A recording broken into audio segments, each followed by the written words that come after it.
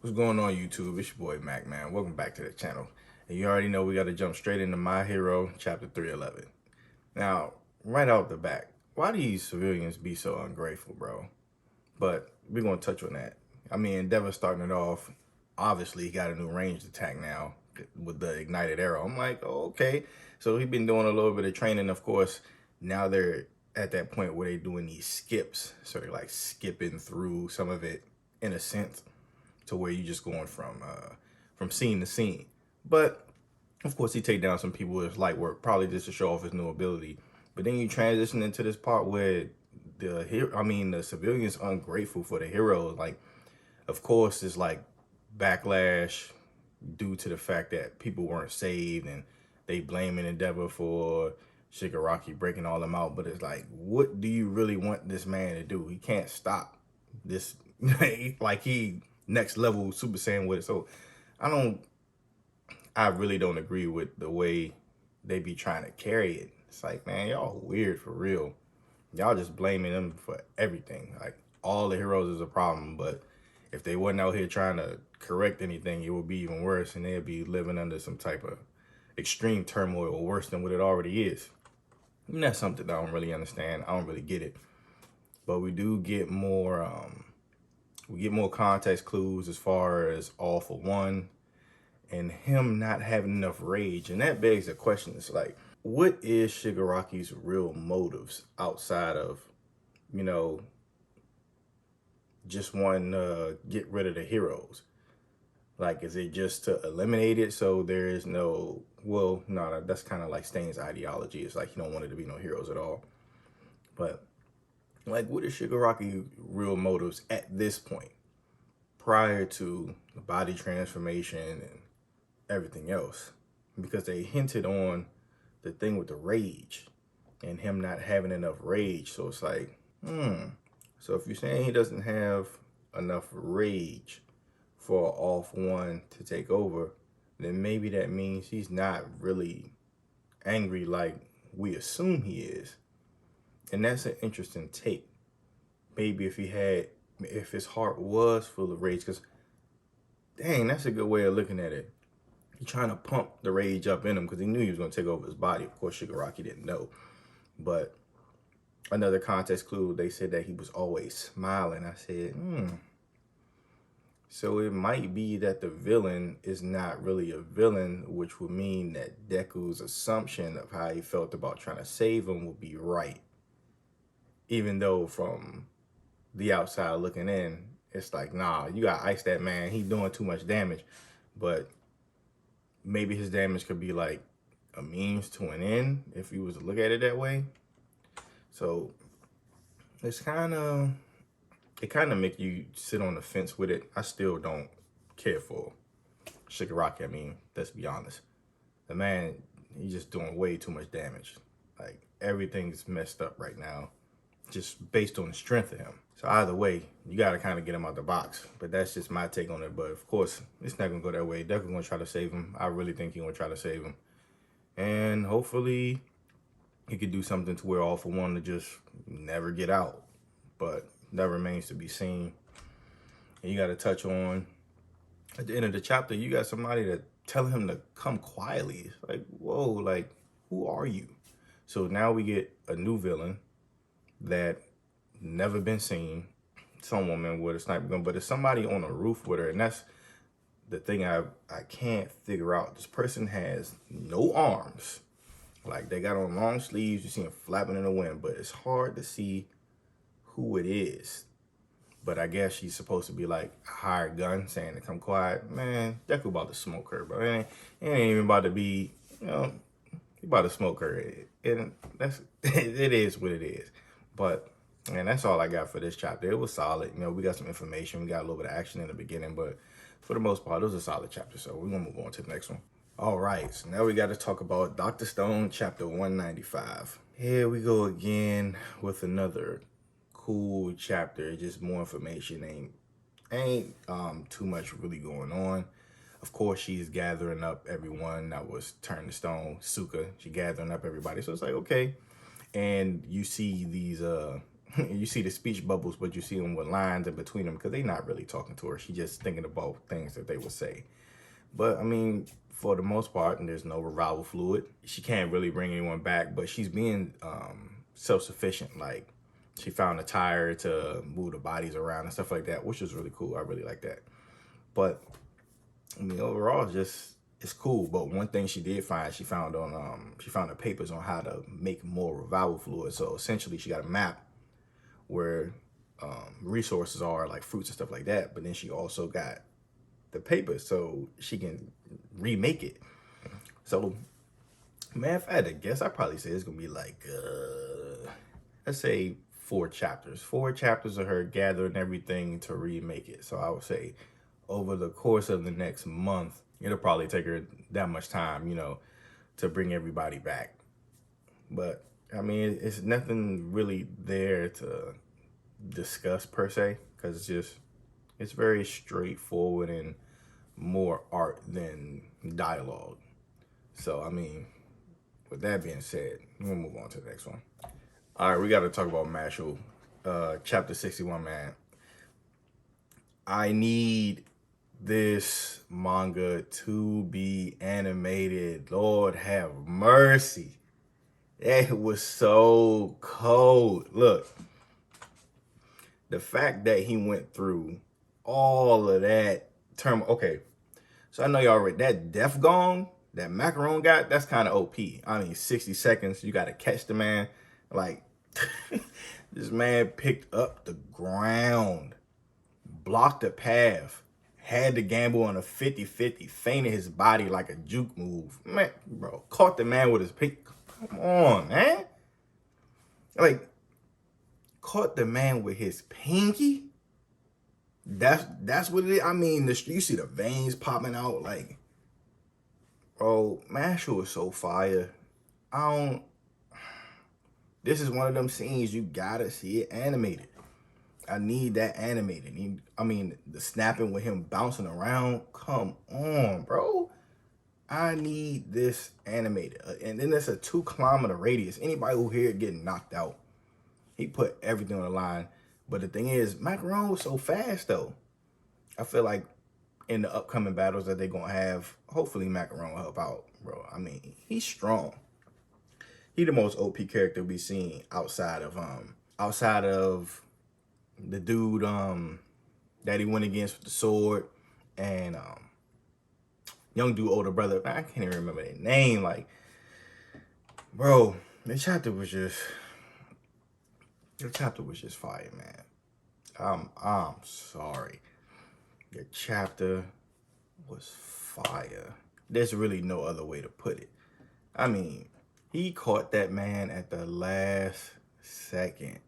That had me, when I'm reading it, I'm like, yo, they might have it to where he lose.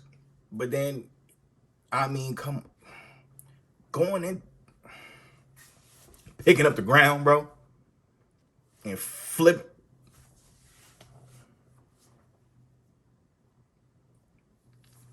All I'm gonna say is, Mashle still does not seem to disappoint me in any sense of the word.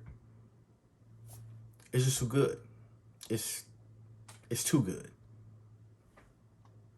My hands is up with it. It is what it is. Of course, Innocent Zero show up at the end. I ain't even worried about them. But I'm worried about them in the sense that he was just fighting. He just fought like 2 people straight. So he might be a little winded, But the man is like a fighting genius. Like, what? To think for him to be so,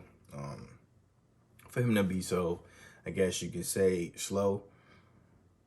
His instinctiveness when it comes to fighting is like, yeah, bro. It's the complete opposite. When it comes to scrapping and him having to do something, he on top of it every time. Every time he on top of it. So, man, look, it is what it is. It's just fire, man. And I'm going to look forward to talking about it next week. But we going to move on to the next one because I got to let this hype wear down. I got to let this hype wear down before we go to the next one, though. We're going to talk about the next one. All right, so Black Clover, chapter 292. Fantastic chapter. You finally get to see the backstory of Magna and how he got the chain link.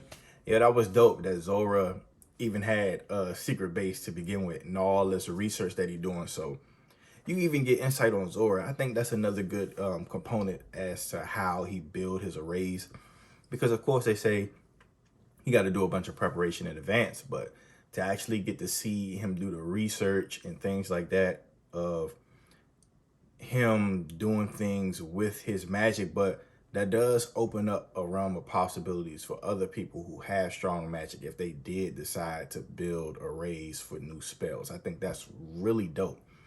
But the fact that he was like, look, man, just stop groveling and we're gonna go to work. I think that's really cold, man. The fact that this man took 6 months and it's a one-off spell that he can only use it one time and it took him 6 months to make it, that's a lot of patience and luck as far as the timing of this, bro. Like, when everybody's training and getting stronger, you literally had 6 months to make a spell that you could use once. But as far as where he is, man, him throwing blows, like, you make it seem like he was in a boxing gym for 6 months just throwing hands, because he dogging Dante. I'm sorry. But I mean, of course, how is he going to get around the body rejuvenation magic? It's like, just like he said, as long as he can put his body back together, it's not going to matter. So, my prediction, I think my prediction will be he'll probably wear him down to a point where he could be finished by Zora. Maybe. I'm not sure. I would think with them showing, Zora and things like that, that maybe he'll do something to help him out. But of course, just like he said, he can't do anything right now because their souls are linked through that chain. So if one of them pull away, then there's going to be a problem. But I think Magna, he going to wear him down. I don't think he's going to beat him. He going to wear him down, and then Zora might finish him off. Or Zora's going to do something to where Jack finish him off. That's my prediction, but fantastic chapter, man.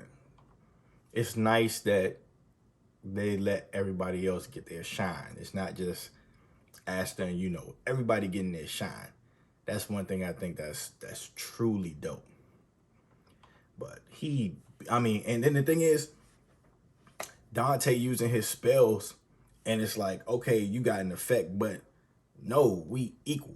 501, 501. So he can just literally like brace down and take it, So it's, man, it's like it's like playing a fighting game and somebody turn the handicap on just to match you. Essentially, that's what it is. So now he just throwing hands the whole time. He dogging him. Like, he throwing body shots, hitting like square, like moving, like the Joe was fire. Like, this was a really good chapter, man. It was a really good chapter. And of course, unfortunately, with this one, we gotta wait 2 weeks before the next one. They have a 2-week gap. But I mean, I'm very satisfied with the chapter. I think it was really good. And with that being said, we're gonna move on to the next one. All right, so almost forgot. Now, Jujutsu Kaisen was on a 3-week break and not a 2-week. So another manga that I started that just recently started is one called Candy Flurry. Now, chapter 3 just came out. I'm not sure if I want to add it to the weekly review or just go into it and let it have its own video. That just reminded me I still have to read One Punch Man and Seraph at the End. Those, I haven't forgot about those. But Candy Flurry, it's a new manga, right? So, I mean, the 3rd chapter just came out today. So, essentially, just to give you a backstory for those who don't know, they have a world where a person invented something that gives people powers in the form of sweets, like different candies and things like that, or just not even just candies, just sweets in general. So one person who is a lollipop user ended up destroying Tokyo in like the destruction is still there. You still see lollipops everywhere, stuff like that. So agency formed to track down this lollipop user and bring him to justice. They call it the Reset. So you got the main character, Tsumugi. She is a lollipops user, but they specified in the story so far that there's only one type of each user. So there should only be one lollipop user. But the fact that there's two is an issue. So it's like something that they put under there. So essentially one of the Reset agents came after her and they figured things out, but then she ended up saving him. So now he's kind of working with her, and that's Masaki. So now he's working with her, and I guess her goal is to clear her name. So now we dive into chapter 3. So essentially they go to school together. Like the Reset agent is undercover. So they talk about things, you know, he said that he's going to help her. So she's asking him like, okay, how do you become a Reset agent? So her goal is to join the Reset because she thinks that'll be the best way to clear her name. Now, in doing so, as they mentioned when she wants to join the Reset, now they're sending another person after her because she ended up stopping an attack in the second chapter. When she stopped the attack in the second chapter, part of her candy got recovered. So now they're like, okay, well, we found a person that's going to be the lollipop user. So now they're sending another agent called Irie, right? So Irie, she seems like, of course, from what they show so far, she seems very strong. She just seemed like she's not all there when it comes to a focus. So, of course, they have the dialogue in the school. They're talking about how she wants to find the real culprit. So then Irie shows up. They have, you know, some banter as far as the dude always trying to mess with Tsumugi and trying to mess with the girls. Then one of them end up punching him, so he mad. But all that's irrelevant. So when Irie shows up, she introduces herself, and of course, Masaki, he's like clueless. He don't even peep what's going on. But Tsumugi, she already hip. She like, look, she's probably here to get after me. And she's just like trying to maneuver her way through the conversation and things like that. But she was real slick. But like I said, the girl focuses. It just seemed like she knows what she's talking about, but at the same time, she don't. It's kind of strange, and you could tell the way they building the character. Like she wore 2 mismatched socks. She forgot her book bag back at the headquarters. It's like she has issues, I guess, with focus, but apparently she's strong. So another thing that they introduced, the Reset agents have a ranking. So Masaki, he's a 1-star. So they got 1-star, 2-star, 3-star. It's what they explained so far. So Masaki, he's a 1-star agent. Now, Irie, she's a 3-star. So they say, okay, when you have these events where 1-stars and 2-stars are dispatched, when they can't stop them, they'll send a 3-star. So he was like, compared to us 1-stars, she's on a different level. So they send her, then she ended up walking up behind them in their conversation. So they like, oh my God, maybe she overheard us, but she think that they in love with each other. And then they end up showing a truck. So you got this truck speeding down the street, and they don't know if they're gonna be able to stop it because the brakes stop working on the truck. So then, of course, Irie say, you know, move out the way. She said, move out the way. All of a sudden, they start getting cold. She shoots ice cream down the street. Now, in context, the only ones that we really seen, we seen the lollipop, we seen the donut, we just now seen ice cream. I might be forgetting one, but this is the strongest ability that we've seen so far. And I mean, she shot it down the street like a long range. Think of it like Iceman shooting ice down the street, but it's massive. So it ends up catching the truck, tilting it up, and then essentially that's how they flex her ability. Like, yeah. So they say among the 3-stars, she's one of the aces said to be close enough to be able to defeat the lollipop user. So they give you that tidbit right there. And then boom, the ice cream user. Toka Irie. I'm like, oh. So I'm like, yeah. So then she said, so then another clue is that, well, not necessarily another clue, just a tidbit information. They said that reset agents are not supposed to use their abilities unless it's against a sweets user, because that's what they determine. People who got the powers, they call them sweet users, right? And they're illegal. So when she mentioned that, she was like, oh yeah, that's right. Or not. And they end the chapter right there. But so far, I like the way that the story is building. It's very good. Like, it's something that you could easily get into and catch up on. The first issue,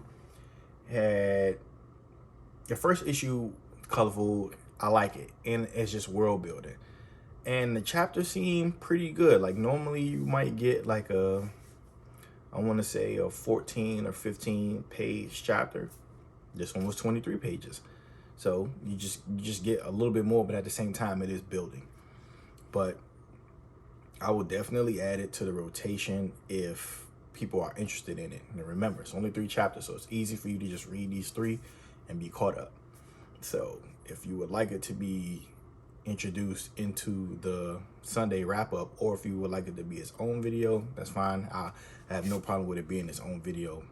You know, this was due to Jujutsu Kaisen essentially being on another week. We gotta wait another week before the chapter comes.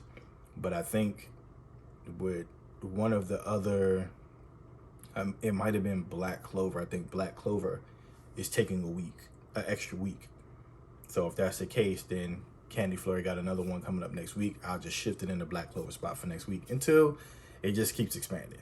But that is all I have for y'all today. Thank you for stopping by. Make sure you like, comment, subscribe, and I will see y'all in the next video.